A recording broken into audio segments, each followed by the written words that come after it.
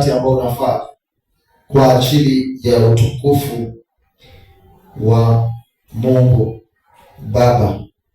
Mambo yote tunayofanya ni kwa ajili ya utukufu wa Mungu Baba na heshima ya Mungu Baba. Kwa hiyo ningependa tuende kwa mafundisho ya siku ya leo, na nina imani kwamba Mungu ameandaa neno kwa ajili yetu, na nina imani kwamba tutaweza kubarikiwa na jina la Mungu litatukuzwa. Bwana Yesu asifiwe. Ninataka kuzungumza juu ya jinsi ya kufanikisha huduma yako, huduma ambayo Mungu ameiweka ndani ya moyo wako. Kuna jinsi ya kuifanikisha. Bwana Yesu asifiwe. Na kuna mambo ya kuyazingatia ili hiyo kazi ya Mungu iko ndani yako isije ikaangamia, isije ikauawa. Bwana Yesu asifiwe. Na kuna njia katika tu Biblia, maandiko ambayo yanaelekeza vile unaweza fanya ile huduma na ile huduma ikapata kufanikiwa. Bwana Yesu asifiwe. Jambo la kwanza nikipenda upate kujua, kitu cha kwanza, jua uko na huduma. Mtu yeyote ameokolewa na Kristo. Ukishaokolewa, kitu unachopewa ni huduma. Huduma ni vile tu zinatofautiana. Naweza kuwa yako si ya kuhubiri kama mimi, lakini tukikutafuta katika eneo la uimbaji, wewe ni uimbaji mzuri, na hapo katika huo uimbaji ndio ile huduma Mungu amekuaminia. Unaweza kuwa wewe si muimbaji, lakini tukiingia katika eneo la kuomba, wewe huduma yako ni ya uombezi. Wewe ni mwombezi mzuri. Unaweza kuwa wewe si mwombezi, lakini tukiingia katika eneo la kutoa, huduma yako ni ya utoaji. Kwa hiyo kila mtu ana huduma ndani yake, na kuna jinsi ya kuweza kuifanikisha. Jambo la kwanza, unapaswa kuijua. Kama huduma yako ni ya mahubiri, unajua ni mahubiri laini gani. Kuna mahubiri laini ya uinjilisti, unaenda kufanya uinjilisti. Bwana asifiwe.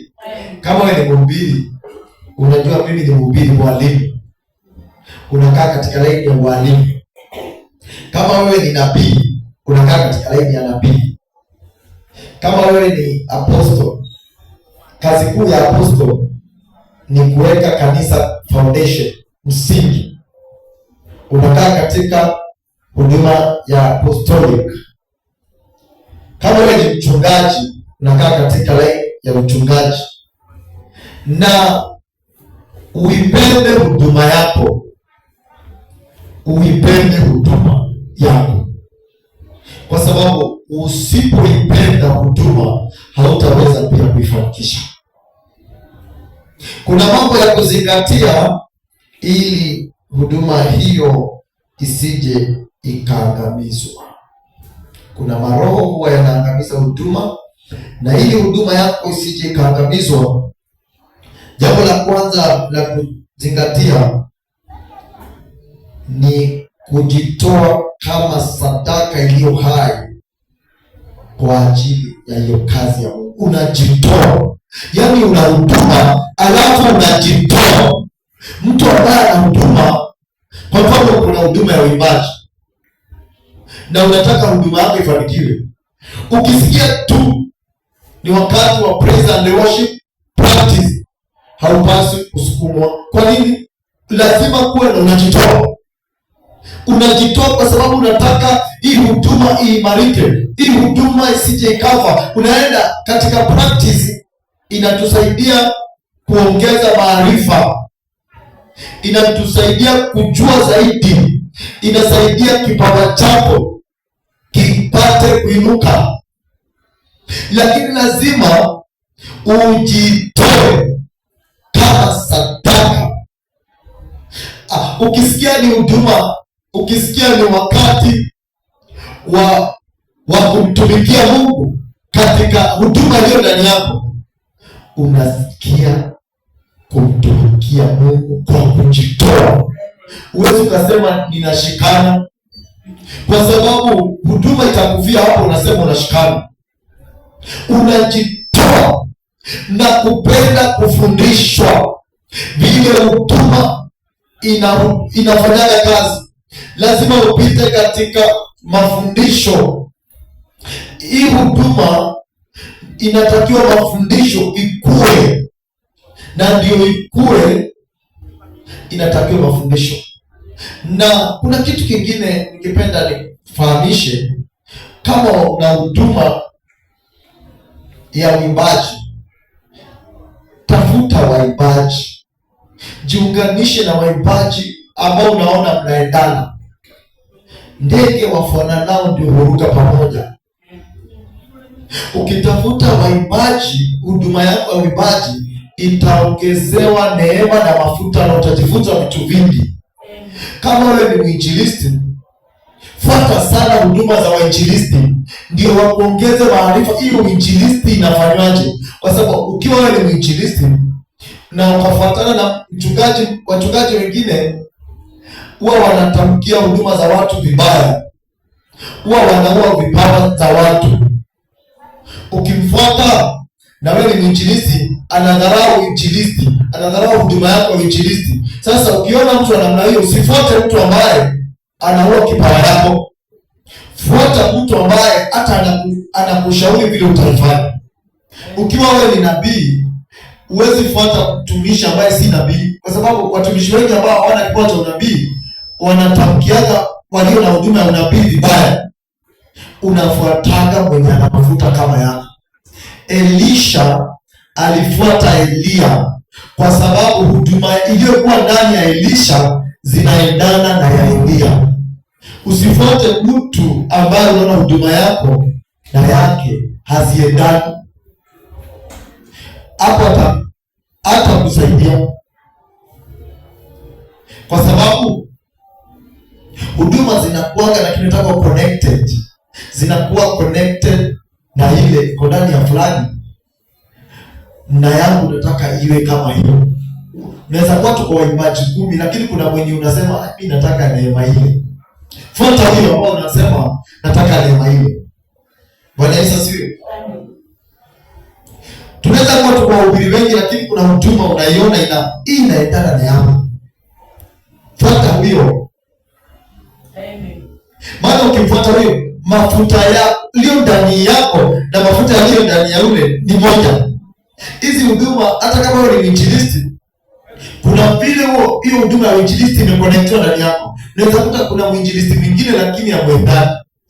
Lakini kuna mwinjilisti mwingine lakini kiangalia hiyo na hiyo yako zina match. Fuata huyo ambaye huduma ina match.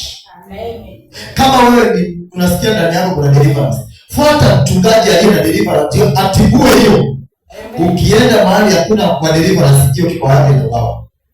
Ukiwa wewe una karama unabii na ukaenda kukaa chini ya mchungaji ambaye hana karama ya unabii, ukianza kutoa unabii, anasema hii ni ile mapepo hii, anaua hiyo huduma. Lakini ukifuata mwenye ana unabii, unaendana, kwa sababu yeye anaelewa, ana hiyo elimu ya huo unabii.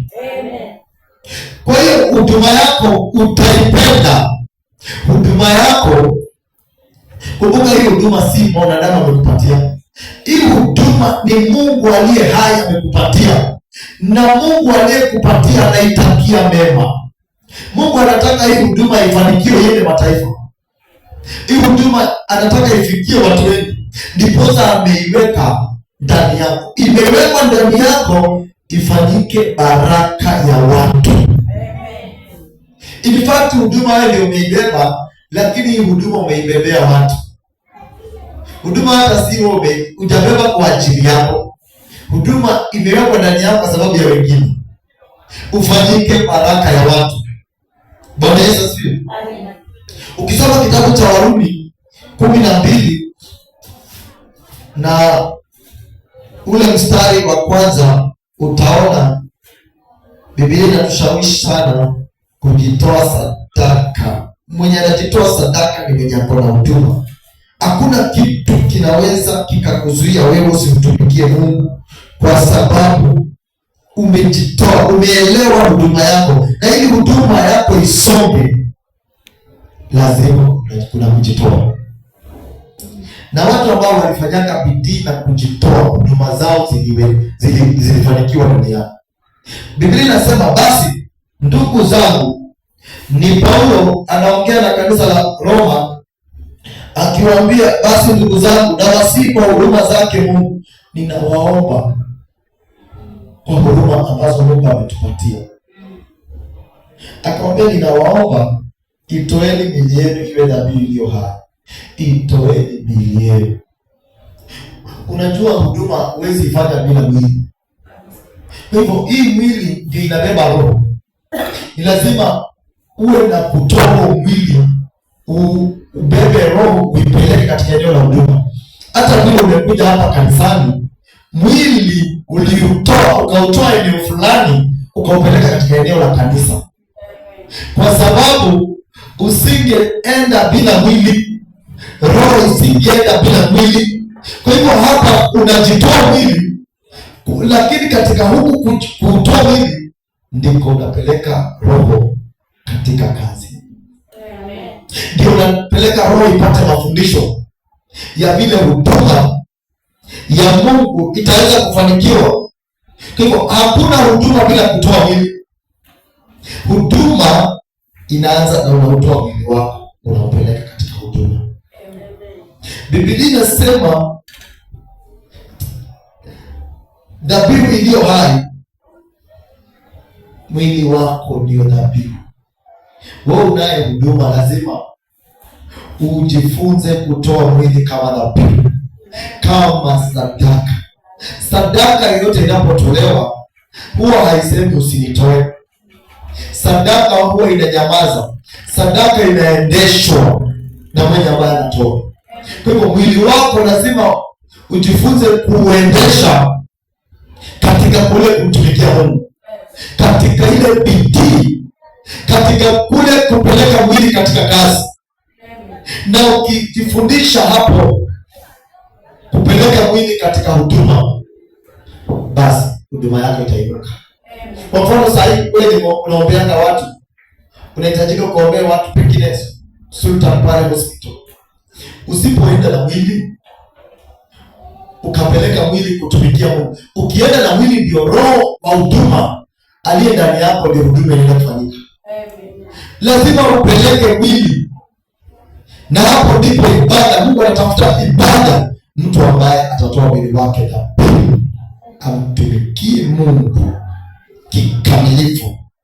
Takatifu ndio ibada iliyo hai, takatifu ya kumpendeza Mungu. Hii ndio ibada inatambulika na Mungu. Mtu kutokushikana wakati wa mambo ya Mungu, mtu kutokujiepusha na mambo ya Mungu, mtu kuwa niko available kumtafuta Mungu, niko available kwenda katika nyumba ya Mungu, niko available kumtumikia Mungu katika njia yoyote. Namtumikia Mungu, nitamtumikia Mungu. Hapo kumtumikia Mungu ni mpaka mwili wako unahusika na roho yako inahusika. Na ukimtumikia Mungu ndio ibada inayompendeza. Ndani ya kumtumikia Mungu, wewe mwenyewe unayemtumikia Mungu pia unafanya ibada. Na huwezi fanya ibada bila mwili. Ibada unafanya na mwili, na ibada unafanya na roho. Na Biblia inasema ndio ibada yenye maana. Kwa hiyo ndio nifanye ibada, nahitajika niwe present. Natakiwa niwe katika hiyo ibada, ndio nimtukuze Mungu. Na hiyo ndio tafsiri ya kutoa mwili wako kama dhabihu kumtumikia. Na jambo lingine unapaswa kuzingatia ukiwa na huduma, kwa sababu huwezi niambia unamtumikia Mungu na hujautoa mwili wako. Kuutoa mwili kama dhabihu pia tumesema ni kule haujashikana. Tunakuhitaji uje uipe, na lazima uje na mwili wako. Hayo lazima basi siwezi pata nafasi. Hiyo huduma itakufa. Tunakuhitaji pengine uje uhubiri, unasema basi sasa hivi niache tu. Hiyo huduma itakufa. Kwa sababu tutakosa imani na wewe. Kwa sababu tukiwa tukikupangia kazi ya Mungu, unasema umeshikana. Siku nyingine itafika mahali hatukupangie tena. Tutakuweka kando. Kwa nini? hauko available wakati Mungu anataka akutumie, hauko sawa. Jambo la pili ni kumtumikia kwa kujitolea na uaminifu.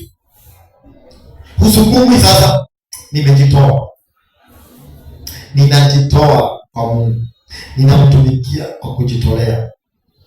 Pale umejitoa kama sadaka, na hapa tena unaingia tena unajitolea. Kwa mfano kama ni kazi ya Mungu, kama ni kuosha hizi, unajitolea. Hakuna mtu atakwambia, kwa sababu mtu ambaye anajitolea kitu fulani anajiambia. Mtu ambaye anajitolea kwa sababu ya jambo fulani hangoji kukumbushwa, anajikumbushana mwenyewe, kwa sababu kazi anayoifanya anaipenda, alafu anajitolea. Unafanya kwa kujitolea, alafu kwa kitu kinaitwa uaminifu, unaifanya katika hali ya uaminifu wote. Amen. Bwana si. Ninashukuru sana Mungu kwa mtumishi wake ambaye anaosha hili kanisa, anajitolea. Hakuna mtu anamlipa. Bwana si. Na anajua kazi yake. Au utakuta hapo ni pachafu. Hiyo ndio inaitwa kujitolea. Alafu anafanya kwa uaminifu. Uaminifu ni nini? Anaiosha kila wakati. Anaifanya kazi ya Mungu kwa uaminifu. Alafu amejitoa. Mungu akiona mtu amejitoa hivyo na ni mwaminifu, hawezi kumwacha. Huyu mtu utapata taji yake mbinguni ni kubwa sana. Kwani anajitoa, ameelewa kazi yake ni gani. Bibi, hakuna mtu anampigia kasimu. Sijawahi pigia simu nikamwambia kanisa la Mungu linataka lioshwe. Anajua kwa sababu hii kazi iko moyoni. Huduma yake iliwekwa moyoni na Mungu. Na akaelewa. Naweza kuwa umuone akihubiri, lakini kazi ya Mungu anayofanya inaweza kuwa ni zaidi ya kuhubiri. Bwana Yesu asifiwe. Alafu amejitolea na anafanya kwa uaminifu, na Mungu atambariki. Wakolosai 3 mstari wa 23. Wakolosai 3 mstari wa 23. Kuna neno limeandikwa pale juu ya kufanya kazi ya Mungu.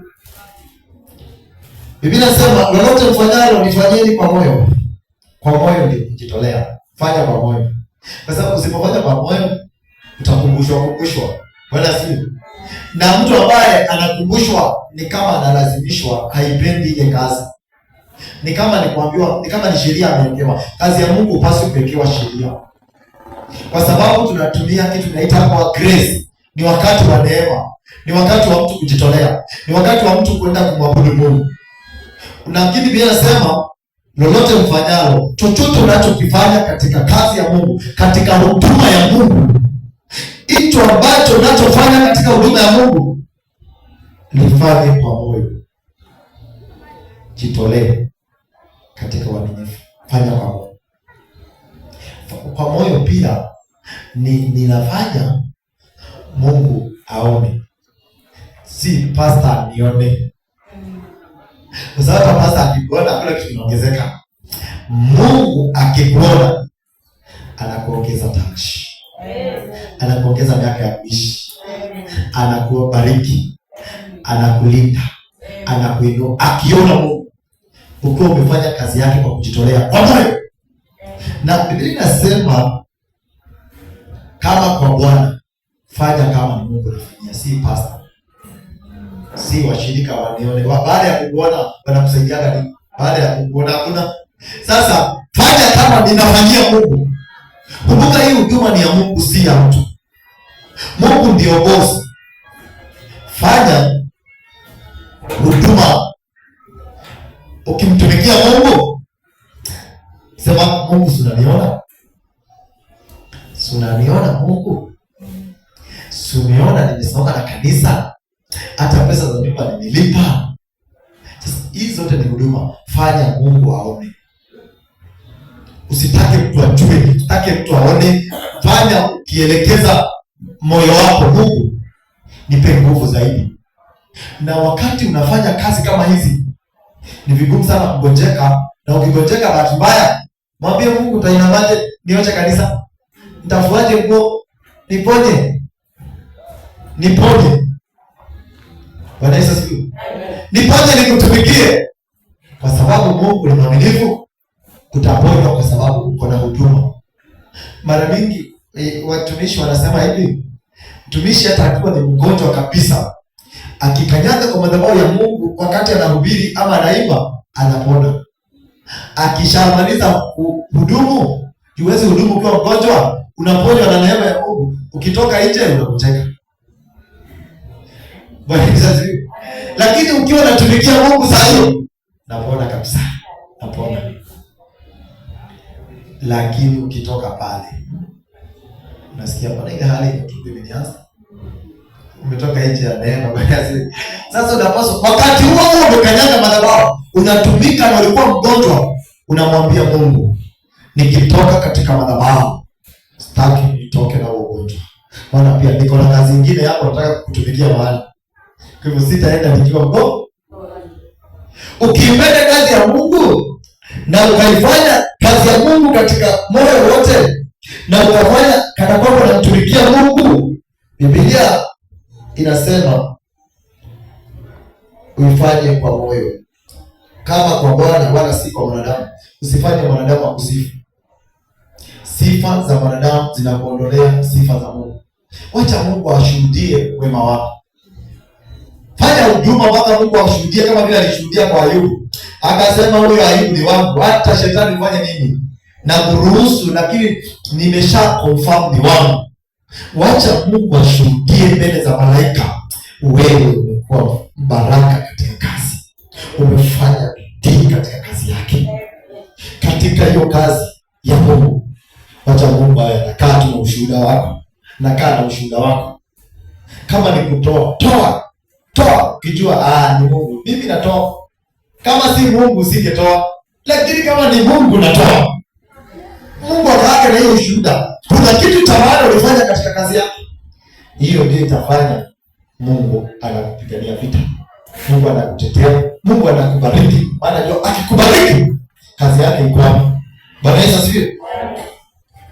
Jambo la tatu, ruhusu nguvu za Roho Mtakatifu zifanye kazi kwa huduma yako. Ruhusu nguvu za Roho. Nguvu za Roho, sio nguvu zako. Hii kazi usifanye kwa akili zako, utakwama. Hii inataka tu Mungu mwenyewe. Na wakati umeruhusu Roho Mtakatifu amekutumia, pengine umeenda kuombea mtu ambaye kaza amepona, usijisifu. Si wewe. Huyo ni Mungu ndani yako. Huyo uponyaji ameupata, si wewe umepatia. Mungu ndiye amempatia. Wewe rudi kwa magoti na kumwambia Mungu, nimeona ukinitumia na umeponya mama fulani, umeponya mzee fulani, umeponya familia ya mtu. Ninakushukuru, zidi kunitumia. Hapo ndipo utamwona Mungu amekuinua tena, amekupandisha kiwango. Na kuna huduma nyingine Mungu ameweka ndani ya watu, unapata umepewa kipawa cha ushauri. Biblia inasema Yesu atakuwa mshauri wa ajabu. Naweza kuwa amekupatia hiyo. Ukishauri mtu jambo linafanyika. Ukipewa ndoa ya mtu kurekebisha, unaiponya. Ukishaponya, enda kwa magoti, mwambie Mungu, hiyo hekima ni wewe umenipa, nizidishie, niponye ndoa za watu wengi. Mwingine amepewa huduma, akiomba tu mahali muujiza unatokea. Jua ni nguvu za Roho Mtakatifu zinasababisha ule muujiza. Usitake sifa. Kama utaki huduma yako kufa, kama utaki Mungu akuache, usitake sifa. Biblia inashauri kwamba tufanye na tuseme tu tumefanya kama inavyopasa kufanya. Imeandikwa wapi? Petro wa kwanza 4 mstari wa 10. Petro wa kwanza 4 mstari wa 11. Biblia inasema mtu akisema na aseme kama mausia ya Mungu. Usiseme mambo yako, usihubiri mambo yako. Sema kama ni mausia ya Mungu. Sema kile ambacho Mungu amekupatia. maandiko yanasema aliye na neno la unabii aseme unabii wake, aliye na ndoto ya Mungu aseme ndoto, aliye na neno la injili ahubiri neno la injili. Sema kama ni mahusia, sema ni kama vile Roho wa Mungu amekufundisha, sema hivyo hivyo ambavyo amekuambia. Na Biblia inasema na mtu akihudumu, si unahudumu kwa sababu hudumu unayo. Mtu akihudumu, ukipata nafasi, maana kuhudumu pia ni kupata nafasi. Kama leo ningeulizwa singehudumu, lakini Mungu ananiambia utahudumu. Kwa sababu hii kazi ni ya Mungu. Bwana Yesu asifiwe. Kaniambia utahudumu kwa sababu kuna neno nataka uende uhubiri. Sasa mimi nisemeje? Ninahudumu. Bwana asifiwe. Kwa sababu nimepewa nafasi, nimepewa kibali kutoka juu na nikapewa kitu kinaitwa maelekezo. Na Biblia inasema mtu akihudumu na hudumu kwa nguvu anazojaliwa na Mungu. Ndani yako kuna nguvu za ile huduma unafanya. Kama wewe ni mwimbaji, kuna nguvu za uimbaji. Tumia hizo nguvu umepewa. Kama wewe ni mwimbaji, tumia hiyo nguvu ya maombi umepewa. Kama wewe ni mhubiri, tumia hiyo nguvu ya kuhubiri umepewa. Kama wewe ni deliverance, kuna nguvu za ukombozi umepewa. Tumia hiyo. Kwa nini Biblia inasema tumia hiyo? Kwa sababu kuna watu badala utumie kile umepewa, unasema pastor fulani is very powerful, nataka niwe kama fulani. Wewe unajua zile gharama ameni. Unaweza ukafunga kama vile anafungaga, unaweza kesha vile anakeshaga. Wewe tumia zile nguvu umepewa, acha kuangalia pastor mwingine. Amen. Usichakujilinganisha na fulani. Bwana Yesu asifiwe. Ujui gharama anazoenda. Si utumie kwanza hiyo umepewa. Ukiongoja Mungu akuinue. Ukingoja kwenda kiwango. Tumia nguvu unazojaliwa na Mungu ili Mungu atukuzwe katika mambo yote kwa Yesu Kristo. Haina maana ukitumia hizo nguvu hata kama ni ndogo, Mungu atatukuzwa. Mungu atafanya muujiza unaoweza kufanya na hizo nguvu. Na hata kama muujiza utakuwa ni mdogo, atatukuzwa. Amen. Lakini Mungu hataki tuhangaike. Useme hapana, mbona mimi sina nguvu ya kuinua viwete? Usitake kufanya mambo makubwa na hujajaliwa. Wacha fanya haya madogo umejaliwa. Mpaka wakati Mungu ataona unafaa kuinua viwete, vipofu waone, visiwi wasikie, wafu wafufuke. Usiseme mbona Petro aliombea Dorcas akafufuka, wewe ni Petro. Umefika kiwango cha Petro? Kwa nini ujihangaishe? Usiseme mbona mimi siwezi kufanya deliverance. Umeinuliwa ukapeleka hiyo kiwango. Kama hujainuliwa acha. Wewe tumia ile nguvu unapewa na Mungu. Na ukitumia hiyo nguvu, Mungu bado anatukuzwa. Hata kama hiyo nguvu ni kidogo, na ndio Mungu amekupa kwa wakati huo, tumia hiyo nguvu. Mungu atatukuzwa toka hiyo nguvu. Na Biblia inasema katika mambo yote Kristo, mambo yote kwa Yesu Kristo, utukufu na uweza una yeye hata milele na milele. Amina. Utukufu si kwamba anapokujalia hiyo nguvu hata kama ni kidogo, si kwamba hawezi kukupatia kubwa. Hapana. Mungu kuna kipawa anaweza kukupatia, ukiwa hujafikia hicho kiwango kitakosa kufanya kazi. Lakini anakupandisha viwango, alafu anakuongeza nguvu, anakuongeza neema, anakuongeza mamlaka, anakuachilia neema, anakuachilia kibali. Hapo ambapo Mungu amekufikisha, furahia. Amen. Alafu mambo ya rohoni ni kama vile mtoto anazaliwa. Hakuna mtoto anazaliwa saa hii aongee, saa hii atembee, saa hii aende shambani. Mtu anaenda polepole. Mambo ya rohoni pia na mambo ya huduma inaenda polepole. Unafika stage fulani unavuka. Unaenda ingine unavuka. Unaenda ingine unavuka. Huduma inafanyaga hivyo.